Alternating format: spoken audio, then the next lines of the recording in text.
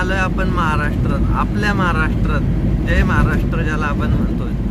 मित्रांनो इथे ऍक्सिडेंट झालाय, बघू शकता. त्यापेक्षा टाटा करून गेलेलं कधी उत्तम.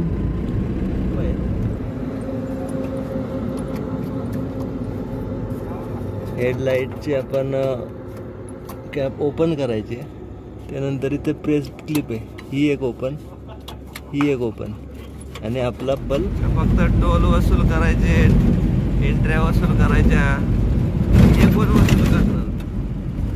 याला उत्तर काय? अशा गाड्या चालवायच्या, भरलेल्या गाड्या, इकडल्या या कडाच्या त्या कडाला न्यायच्या खड्ड्यात चुकवण्यासाठी, का आपटायची गाडी खड्ड्यात जोरात.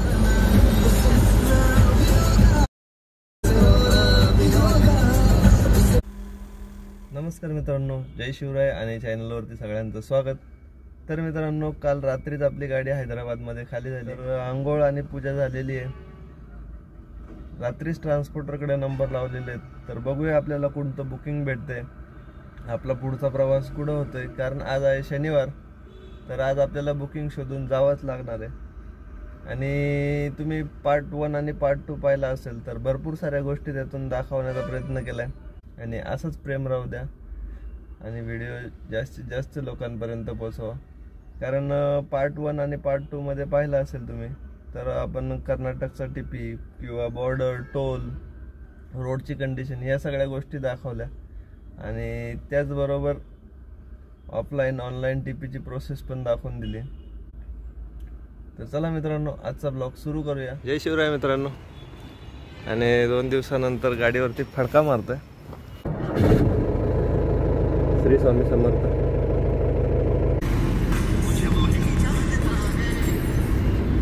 हेलो, हाँ निकल गया, रिंग रोड पे अभी. हैदराबादचा रिंग रोड बघू शकताय, 4 लेन 5 लेन, 1 2 3 4, आणि आपण 4 लेन आहे टोटल.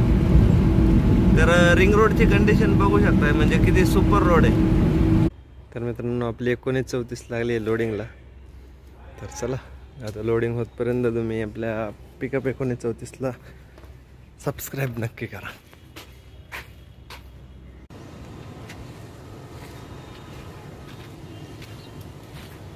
तर मित्रांनो, आपली गाडी झालेली लोडिंग आणि सील लावलेला आहे. आपण निघालोय हैदराबाद वरून नागपूरसाठी. आणि ही बुकिंग आपल्याला ट्रान्सपोर्टरकडून भेटलेली आहे. त्या ट्रिपा जेवढ्या पण झाल्यात त्या आपल्या पुण्यावरतूनच झाल्यात, आणि हैदराबादच्या पण जेवढ्या पण ट्रिप झाल्यात तर त्या पुण्यावरतूनच झाल्यात. तर नागपूर ते हैदराबाद किंवा हैदराबाद ते नागपूर हा 500 किलोमीटरचा प्रवास असेल. आणि आज रात्री आपण निघणार आहे. तर ही जर्नी आपल्याला थोडी ॲडव्हेंचर सारखी असेल, कारण रस्ता नवीन आहे, माहीत नाही आहे कसं आहे. तर भरपूर साऱ्या गोष्टी नवीन नवीन आज बघायला भेटतील. तर पार्ट 3 खूप छान होणार आहे. आणि पार्ट 1ला पण भरपूर असा सपोर्ट भेटला आहे, पार्ट 2ला पण भरपूर असा सपोर्ट भेटला आहे. तर मित्रांनो, एवढीच एक अपेक्षा आहे की पार्ट 3ला पण असंच सपोर्ट दाखवा. कारण व्हिडिओ बनवून तुमच्यापर्यंत पोहोचवताना पण थोडं स्ट्रगल असतं, कष्ट असतं. तर त्या कष्टासाठी एक लाईक तुमचा बनतो. आणि जर मित्रांनो तुम्ही चॅनलवरती नवीन असाल तर सबस्क्राईब करा. आणि जास्तीत जास्त आपल्या ड्रायव्हर भावांपर्यंत हे व्हिडिओ पोहोचवा, जेणेकरून त्यांचाही प्रवासामध्ये काही अडचणी येणार नाहीत. आणि जे काय असेल तर ते त्यांना या रूटवरती नक्कीच पाहायला भेटेल. तर त्यांचाही प्रवास नक्कीच सुखरूप होईल. तर चला मित्रांनो, आजचा ब्लॉग सुरू करूया. आपल्या पार्ट 3 मध्ये सर्वांचं स्वागत. आणि तुम्ही दाखवलेलं प्रेम असंच कंटिन्यू राहू द्या. श्री स्वामी समर्थ. छत्रपती शिवाजी महाराज की जय. आणि गणपती बाप्पाचं नाव घेऊन आपला हैदराबाद ते नागपूरचा प्रवास सुरू झालाय. आणि मित्रांनो, आत्ता वाजल्यात 7. चला मित्रांनो, आजचा ब्लॉग सुरू करूया. समोरच नागपूर हायवे आहे, म्हणजे जास्त लांब नव्हतं, फक्त 100 मीटर अंतरावरतीच होतं. हैदराबाद सिटीला बाय बाय करून, म्हणजे हैदराबादचा रिंग रोड सोडून आता आपण पुढे आलोय. आणि आपला प्रवास दाखवतोय मॅप लोकेशन नुसार 470 किलोमीटर. आणि डिझेल पण बघू शकताय. तर आपले टँक ऑलरेडी अर्ध्याला पुढे आहे, म्हणजे अराउंड नागपूरच्या जवळपास गेल्याच्या नंतर म्हणजे गाडीचं डिझेल जाऊ शकते का, असा एक प्राथमिक अंदाज आहे. तर बघूया मित्रांनो, आज रात्रीचाच पूर्ण प्रवास करून सकाळी नागपूरला डिलिव्हरी देऊया. तर मित्रांनो, आता आपण पोहोचलोय मनोहर मनोहरबाद हे टोल नाक्यावरती. आणि एक प्रॉब्लेम झाला आहे, तर बघू शकता त्या बलाचा 1 पॉईंट गेला आहे, ह्या बलाचा 1 पॉईंट गेला आहे. हे बघा तिकडली लागते याची इकडे. मित्रांनो बघू शकताय आपल्या दोन्ही बलांचा 1-1 पॉईंट गेला आहे. म्हणजे एका बलाचा अप्पर गेला आहे, एका बलाचा डिप्पर गेला आहे. पण समोर तुम्ही लाईट बघू शकताय, जे आपण वडोदऱ्यावरतून लॅम्प घेतले होते, म्हणजे LED लॅम्प. एका बलात 30 LED आहेत आणि दुसऱ्या बलात 30 LED आहेत. तर त्याचा आपल्याला आज फायदा होतोय. बट उजेड बघू शकताय, पूर्ण उजेड आहे गाडीला. त्यामुळे आपल्याला नागपूरपर्यंत पोहोचायला काही प्रॉब्लेम नाही आहे. आणि सकाळी पोहोचल्यानंतर आपण एकदा वायरिंग चेक करू, कारण आता मी चेक केलं त्यात काही प्रॉब्लेम सापडला नाही आहे. तर पॉईंटच उडाले असावेत असा अंदाज. बघूया अजून काय काय आपल्या नशिबात लिहिलं आहे आजच्या प्रवासात. तर मित्रांनो आपली 1934 लावलेली आहे आणि समोरच बघू शकताय गाडीचं मटेरियल. तर नशीब जर खरंच चांगलं असेल ना तर सगळ्या गोष्टी घडतात. ड्रायव्हरला प्रवासामध्ये लागतं फॅन, त्यानंतर शोचं मटेरियल, झेंडे, डिस्क, फ्लायव्हील. तर चला आपले बल्ब पण भेटतील, त्याचबरोबर साऊंड आणि स्पीकर. तर पहिले हे घेऊया, कारण जे गरजेचं आहे ते आपल्याला इथं भेटलं आहे. पुढे हवा सुटली आहे म्हणून टोपी घातलेली आहे. तर चला घेऊया बल्ब लवकर. तर मित्रांनो सूर्याचे बल्ब घेतलेत, मी बल्ब चेंज करतो, तोपर्यंत तुम्ही चॅनल सबस्क्राईब करा. चला. तर मित्रांनो बघू शकता असा असतो मेकॅनिझम आणि सोपं आहे.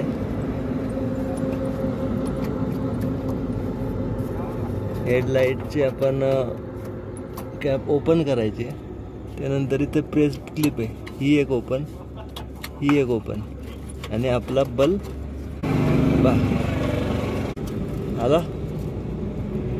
तर चला बल्ब बदलूया, चेक करूया. हे बघा चालू आहे. डिप्पर लावून चेक करू.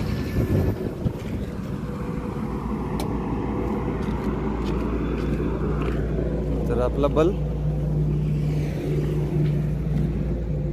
चालू आहे. तर चला एकच बल्ब लागला ऍक्च्युली. आपलं लाईटचं काम झालंय, बघू शकताय. बल्ब चेंज केलं. हे बघा फुल उजेड. मामा फॅमिली ढाबा.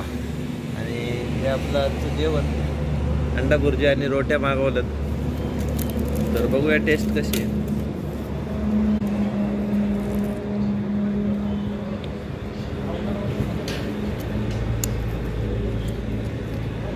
थोडं तिखट आहे. जेवून घेऊया पहिलं, आणि समोरच आपले 39 पण दिसत असत. जेवण उरकूया. जंगमपल्ली. ओके. तर जंगमपल्लीवरतून आता आपण निघालोय आणि इथून कामारेड्डी 12 किलोमीटर आहे. तर आणि आपलं लोकेशन जे आहे ते 390 किलोमीटर आहे. ची ट्रिप तर आपली कंप्लीट झालेली आहे, पार्ट 1 पार्ट 2. आणि आज आपली ट्रिप चालू आहे हैदराबाद ते नागपूर पार्ट 3 मध्ये. आणि हा प्रवास पण खूप मोठा होईल. त्यानंतर नागपूर वरतून आपल्याला कुठे बुकिंग भेटेल हे सध्या तर माहीत नाही आहे, किंवा जी बुकिंग भेटेल ती जसं असेल तसं. 150 किलोमीटर मध्ये हा तिसरा टोल नाका लागला आहे आपल्याला. टोलचा रेट पण मजबूत आहे. रेट झालाय लगेच. आणि इथं बोर्ड लिहिलेलं आहे कोणतं गाव किती किलोमीटर आहे या रोडवरती. असं ॲक्च्युली गरजेचं आहे. 85 रुपये टोल कट झालाय. आपला प्रवास बाकी 350 किलोमीटर. तर चलो नागपूर ऑरेंज सिटी. खूप छान असा परिसर आहे. ॲक्च्युली नवीन आहे पण खूप छान आहे. म्हणजे मंदिरं वगैरे मी पाहिले आता बऱ्याच ठिकाणी रस्त्याने येतात, किंवा कमानी, स्पेशली गावांच्या कमानी, तर भारी भारी आहे. आणि रस्ता खूप छान आहे. तेलंगणा गव्हर्नमेंटचे परत एकदा मनापासून आभार की त्यांनी नागपूर हायवे खूप मस्त बनवला आहे आणि मुंबई हायवे पण खूप मस्त बनवला आहे, सोलापूर हायवे. तर बघू शकताय मित्रांनो, म्हणजे ट्रक पार्किंगसाठी जागा आहे का? तर टोटल ट्रक पार्किंग आहे.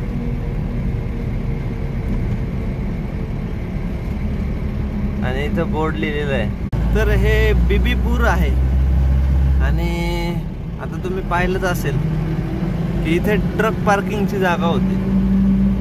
म्हणजे हायवेला एक सेपरेट लेन काढलेली आहे आणि वॉशरूमची किंवा रेस्टरूमची जागा बनवलेली आहे. तर हे ॲक्च्युली गरजेचं आहे, कारण भरपूर वेळा गाडी लावायची म्हणले तर मग एकतर ढाब्यावरती लावावं लागते, किंवा त्यानंतर टोल नाक्यावरती थांबावं लागतंय, किंवा पेट्रोल पंपावरती थांबावं लागतंय.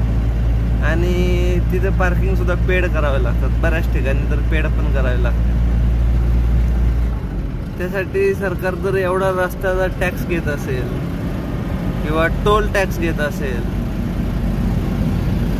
म्हणजे समजू शकताय की जर आपलं सगळं मटेरियल पोहोचवण्याची जबाबदारी जर एखाद्या ड्रायव्हरची असेल आणि त्याला आराम करण्यासाठी थोडीशी सिक्युअर जागा तर नक्कीच पाहिजे. आणि खरंच चांगली गोष्ट आहे की अशा ठिकाणी पार्किंगची सुविधा केलेली आहे रोडलाच. आणि अशी ऑल इंडिया व्हायला पाहिजे. इमर्जन्सी कॉल म्हणजे जर तुमचा अपघात वगैरे झाला तर तुम्ही तिथे जवळच जाऊन कॉल करू शकताय आणि तुमचं लोकेशन तिथून त्यांना समजेल की ह्या बुथच्या लोकेशनवरतून कॉल आलेला आहे. तर त्या काही इमर्जन्सी आहे तर तिथे त्या लोकेशनला जाऊन करायला पाहिजे. असे बूथ आहेत आणि चालू पण आहेत. तर बघूयात, जर पुढे दिसलं तर नक्की दाखवून देईल. आणि असे बूथ आपल्या इकडे एक्सप्रेस हायवेला आहेत. आणि मध्ये 1-2 वेळा यूट्यूबवरती व्हिडिओ पण आला होता की ते एक्सप्रेसचे बूथ चालू नाही आहेत. कोणी टाकलं होतं माहीत नाही, पण पाहिलं होतं मी.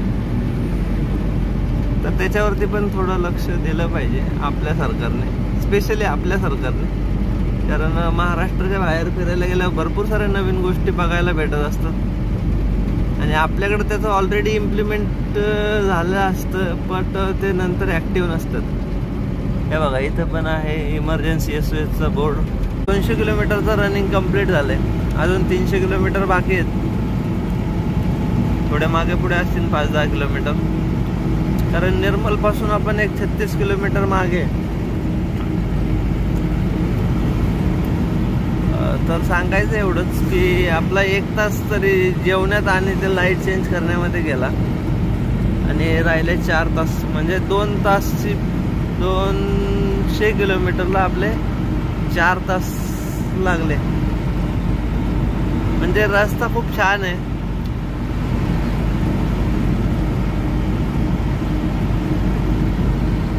आणि अजूनही आपल्याला 5-6 तास लागतील, कारण महाराष्ट्रामध्ये गेल्यावरती परत रस्ते खराब लागणार आहेत हे मला आधीच माहिती आहे. तर मित्रांनो, आदिलाबादच्या पुढे निघालो आपण आणि नागपूर इथून एक 300 किलोमीटरचं रनिंग आहे. मी आता थांबलो होतो तर एक कमेंट आली होती की दादा, एवढी जुनी गाडी असून सुद्धा एवढा लांबचा प्रवास कसा काय करता. तर नाव नव्हतं त्याच्यावरती, पण ते आत्ता वाजली म्हणून वाचली. तर जे कोणी बांधवाने ती कमेंट केली असेल तर त्यांना एकच सांगणं आहे, तर दादा आपल्या गाडीला आत्ता 13वं वर्ष चालू आहे आणि एकदा आपल्या गाडीची ट्रायल नक्की घ्या. म्हणजे तारीफ नाही करत, बट तशी गाडीची आपण कंडिशन ठेवलेली आहे. म्हणजे कधीच असं वाटत नाही की गाडी आपली जुनी झाली आहे. ते एखाद्या नव्या गाडीला सुद्धा लाजवू शकते, अशी आपल्या गाडीची सध्याची कंडिशन आहे. म्हणजे चालवण्याचा कम्फर्टनेस किंवा लॉंग रूटला वगैरे जात असताना असं कम्फर्टेबली सीटावरती बसणं, किंवा 1.5-2 टन जरी असलं तरी गाडी त्या स्पीडला जाते. आता बघू शकता ऑन एन ॲव्हरेज 70चा स्पीड आहे. रस्ता पण छान आहे, टायर पण नवीन आहेत. म्हणजे टायमावरती काम करून घेतलं ना, ज्या गोष्टी अपडेट पाहिजेत त्या टाईम टू टाईम केल्या तर तुमची गाडी तुम्हाला नक्कीच साथ देऊ शकते. तर काळजी घेणं तिथे तेवढीच गरजेचं आहे. आणि मला 13 वर्षाची गाडी असं वाटत बिलकुल नाही. मी आजही तिला म्हणजे चालवताना एक नवीन गाडीसारखीच अशी वाटते. एवढी कम्फर्टेबल गाडी आहे आपली. म्हणून ह्याला कुठलाही प्रवास असला तरी काही वाटत नाही. आणि अजून एक गोष्ट, सर्वात लॉंग रूटवरती ज्यावेळेस मी कोलकात्याला गेलो होतो, 3 दिवसात आपली गाडी कलकत्त्याला पोहोचवली होती आणि परत रिटर्नचे 3 दिवस, असं 6 दिवसाचा प्रवास झाला होता. तरी काही वाटलं नव्हतं. तर गाडीची काळजी घेणं तितकंच गरजेचं आहे, जसा तुमचा प्रवास पण सुखरूप होतो. मग अशी पाहिलं असेल तुम्ही, म्हणजे एक लाईटचा बल्ब उडाला, पॉईंट उडू शकतात, म्हणजे गरम होतात बल्ब.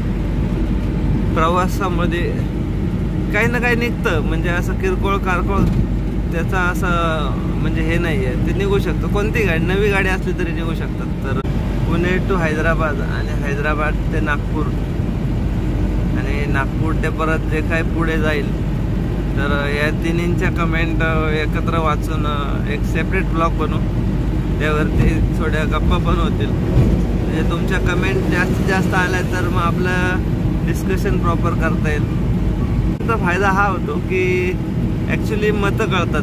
काही सजेशन्स असतील, काही ॲडवाईस असतील तर त्या गोष्टी कळल्या जातात. अलीकडे सोन म्हणून चेकपोस्ट आहे, हा RTO चेकपोस्ट लिहिलं होतं इथं.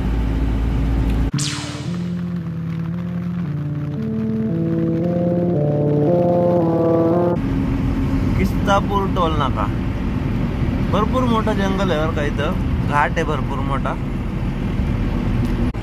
रोल मामड्डा हे टोल नाक्याचं नाव होतं. तर वाजलाय 1:30. समोर चहा प्यायला थांबूया.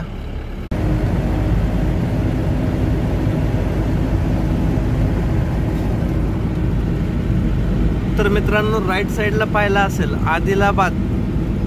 तर आदिलाबाद हे महाराष्ट्र आणि तेलंगणाच्या बॉर्डरवरती आहे.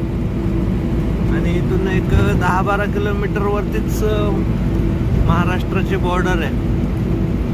आणि बॉर्डरपासून म्हणजे आदिलाबादपासून नागपूर आहे 200 किलोमीटर. म्हणजे आपलं ऑलमोस्ट 300 किलोमीटरचं रनिंग आत्तापर्यंत डन झालं आहे. आणि 300 किलोमीटरचं रनिंग कंप्लीट करत असताना त्याच्या आधी आपले 35 किलोमीटरचं रनिंग, जे आपण लोडिंगला निघालो होतो, आणि त्याच्या अगोदर 200 किलोमीटर जे आपण कर्नाटकमध्ये डिझेल भरलं होतं. तर दाखवायचा उद्देश हा की आता बघू शकताय टाकी रिझर्ववरती आलेली आहे. म्हणजे आपण कर्नाटकमध्ये टाकी फुल केली होती आणि रिझर्ववरती कमीत कमी 12 लिटर डिझेल आपल्या गाडीमध्ये असतोय.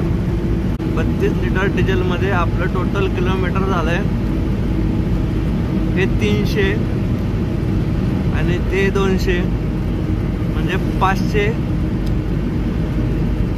तर मित्रांनो, 500 किलोमीटरचा रनिंग आपला 32 लिटरमध्ये झाला आहे. तर गाडीचा ॲव्हरेज किती निघाल हे कमेंट करून नक्की सांगा, कारण इकडे डिझेलचा रेट थोडा जास्त आहे आणि महाराष्ट्रात परत आपला 92-93 रुपयेच रेट आहे. म्हणून टँक फुल केल्याचा फायदा हा होतो. तर मित्रांनो, पोहोचलं RTO चेकपोस्टला. किसमें रखा हुआ याद नहीं आ रहा.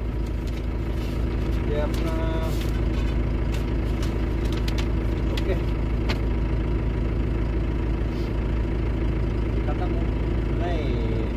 निकाला.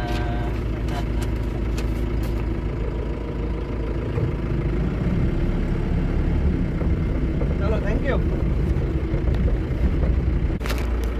Yes sir. नागपूर. वो एक सोफा है. सोफा हाँ बेल्ट का एक सोफा और एक बेड. टैक्स ने गाड़ी पकड़ली. सील पैक करता है ना सर. हाँ तो अपना कुछ चलो on duty on government duty. तर मित्रांनो गाडी पकडली होती आणि सेल टॅक्सची गाडी आहे समोर बघू शकताय. तर काही प्रॉब्लेम झालेला नाही आहे. RTO बघू शकता माझं. म्हणजे पहिला TP चेक केला, त्यानंतर आता समोरच सेल टॅक्सवाल्याने पकडला. गाडी चेक खोल म्हणत होता पण गाडी आपली सील केलेली असल्यामुळे त्याला काही ऑप्शन नव्हता चेक करायला. फक्त पेपर चेक केला आणि सोडून दिलं गाडी. ही चांगली गोष्ट आहे, म्हणजे पैसे मागत नाहीत वगैरे या गोष्टीला. पण ज्यावेळेस TP काढला होता त्यावेळेस 150 आणि 150 300 रुपये घेतले होते. बोर्ड दिसत असेल समोर. तर आता आपला प्रवेश झालाय, म्हणजे महाराष्ट्रात एंट्री करतोय. ही नदी संपल्यानंतर ही आहे ऍक्च्युली महाराष्ट्र आणि तेलंगणाची बॉर्डर, पैनगंगा नदी. तर आपलं महाराष्ट्रामध्ये एंटर झालेली आहे. Welcome to Maharashtra. फायनली 3 दिवसानंतर आपण महाराष्ट्रामध्ये आलोय. बघू शकताय मित्रांनो, इथून आतमध्ये वजन काट्याला आपल्याला जावं लागेल. नाही गेलं तरी काही प्रॉब्लेम नाही आहे, बट फुकट एंट्री देण्यापेक्षा काटा करून गेलेलं कधी उत्तम. तर मित्रांनो समोरच वजन काटा दिसत असेल. RC cash 50 2500 300 kilo.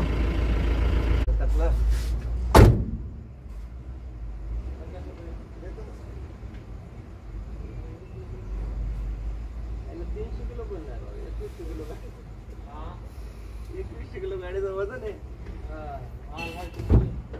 एक सोफा आहे फक्त.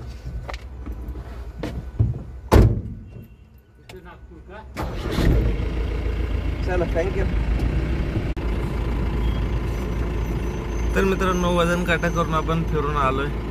म्हणजे समोरच वजन काटा दिसत, तर U-टर्न मारून फिरून यायला लागतं. आणि गाडीचं वजन आता चेक केलं तर आपल्या गाडीचं वजन भरत आहे 2100 किलो आणि आता आहे 2400 किलो. म्हणजे 300 किलो फक्त गाडीचं वजन आहे. एक सोफा आणि एक बेडचं किती वजन असणार आहे, तरी 300 किलो पर्यंतचं वजन काट्यावरती गाडी दाखवलं. तर चला आपण पोहोचलो आता महाराष्ट्रामध्ये. आणि डिझेल टँक बघू शकताय रिझर्व वरती आहे. तर मगाशी मी सांगितलं होतं की ॲव्हरेज काढायचं आहे. तर आपला ॲव्हरेज निघतोय 15.5 ते 16चा. तर मित्रांनो समोरच पेट्रोल पंप दिसतोय. जाऊया इथं डिझेल भरून घेऊया आता. तर मित्रांनो बघू शकताय, आणि ही पावती 3000चं डिझेल टाकलंय आणि आता टँक फुल होत आहे. म्हणजे ऑलमोस्ट 12 आणि हे 3000. तर 32 लिटर डिझेल बसलं आपल्या गाडीमध्ये आत्ता. आणि ते रिझर्वचे 12 42 44 लिटर झाले. तर मित्रांनो वाजले आहेत 4:30 आणि आता आपण पांढरकवड्यापाशी थांबलो होतो. आणि अजून आपलं 150 किलोमीटरचं रनिंग राहिलंय.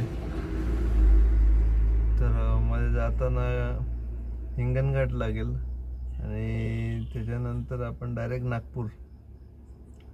तर एक 3-4 तासाचं आता रनिंग राहिलंय. थोडं आळस आल्यासारखं वाटत होतं, थकल्यासारखं वाटत होतं, म्हणून एक 10-15 मिनटं थांबलो, चहा वगैरे घेतला आणि आता राहिलेला प्रवास करायचा. म्हणजे तरी सकाळी एक 7-8 वाजेपर्यंत पोहोचू. चला पुढचा प्रवास सुरू करूया. महाराष्ट्रातल्या पहिल्या टोल नाक्यावरती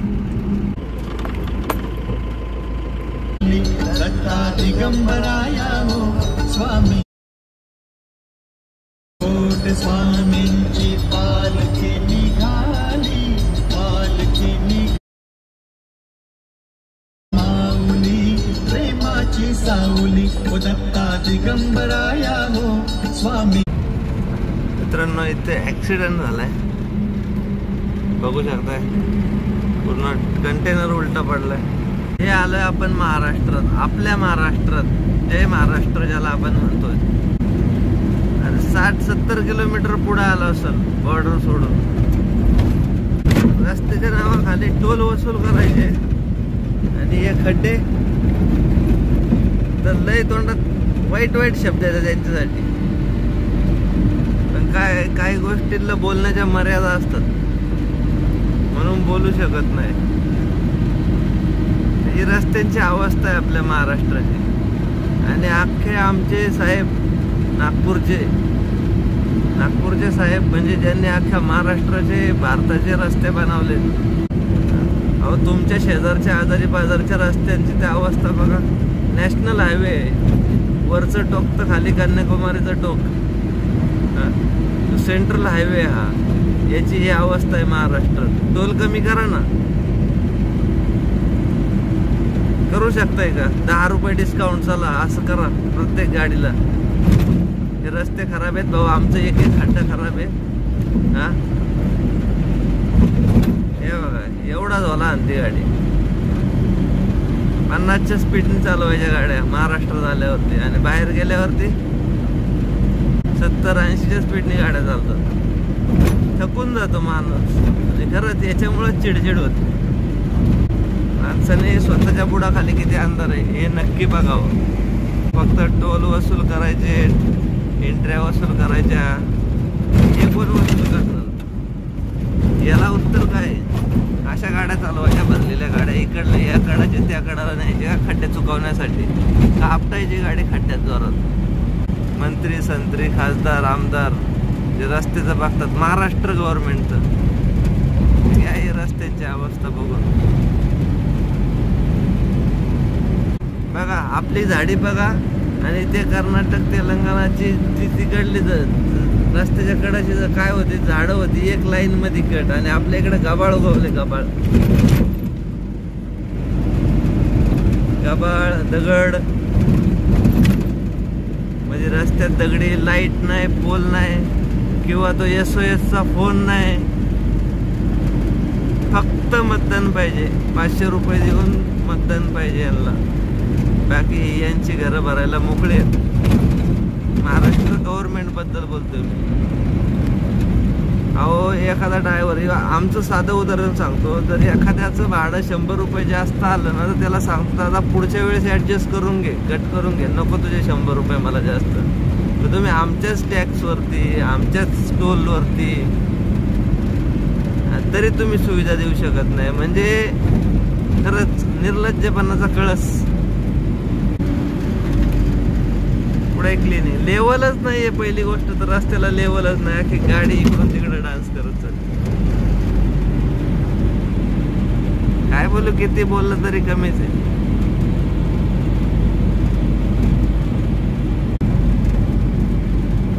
तर तुम्ही म्हणताच मित्रांनो की हा एवढा का शिवाय देतो आणि बाहेरच्या रस्त्यांची एवढी का तारीफ करतो.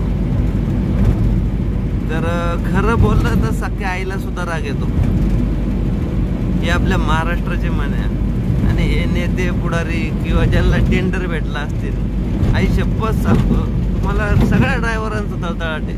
तुम्ही खरंच चांगल्या मौतीन नाही मारणार. आई शपथ खरंच चांगल्या मौतीन नाही मारणार. तुम्ही जेवढा भ्रष्टाचार करता ना, मग 1000 रुपयाचं काम असेल तर 700 रुपये तुम्ही खिशात घालता आणि 300 रुपयाचा चुना लावता रस्त्याला. अशी तुमची काम आहेत. हे याच्यातून दिसतं. असू दे, जेवढे भ्रष्टाचार असतील ते सगळ्यांसाठी आहे वाक्य.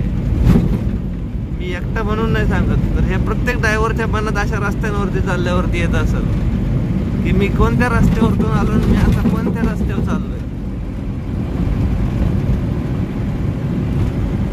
बघा ना, बघा बॅरिगेट आपले 4 लावले, 4 गायब, मध्ये काहीच नाही.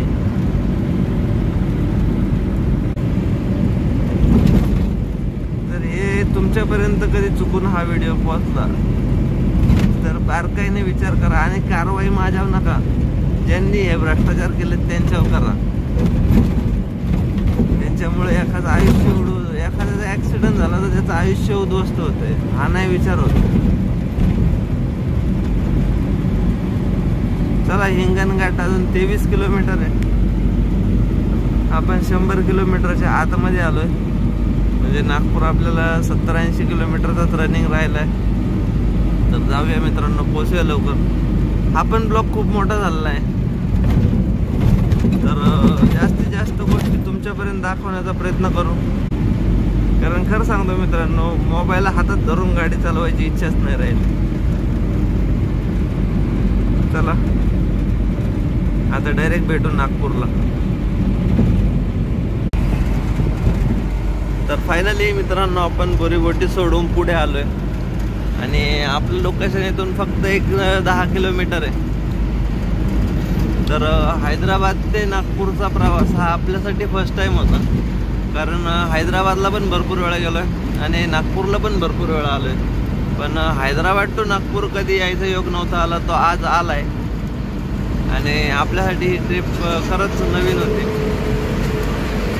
तर फायनली आपण नागपूरमध्ये आता पोहोचतोय. तर मित्रांनो, आजचा ब्लॉग आपण एंड करतोय. आणि त्याचबरोबर जर मित्रांनो आपले व्हिडिओ आवडत असतील तर लाईक करत चला आणि कमेंट करत चला, जेणेकरून तुमचं मत माझ्यापर्यंत पोहोचतं. आणि जर काही डिस्कस करायचं असेल तर नक्कीच करता येतं. आणि त्याचबरोबर जास्तीत जास्त शेअर करत चला मित्रांनो. आणि आपल्या चॅनलवरती नवीन असाल तर सबस्क्राईब करायला विसरू नका. तर बघूया आपल्याला पोहोचल्यानंतर, गाडी खाली झाल्यानंतर कुठलं बुकिंग भेटतंय. जे काय असेल ते तुम्हाला पार्ट 4 मध्ये नक्कीच बघायला भेटेल. तर चला पोहोचूया. आणि आपली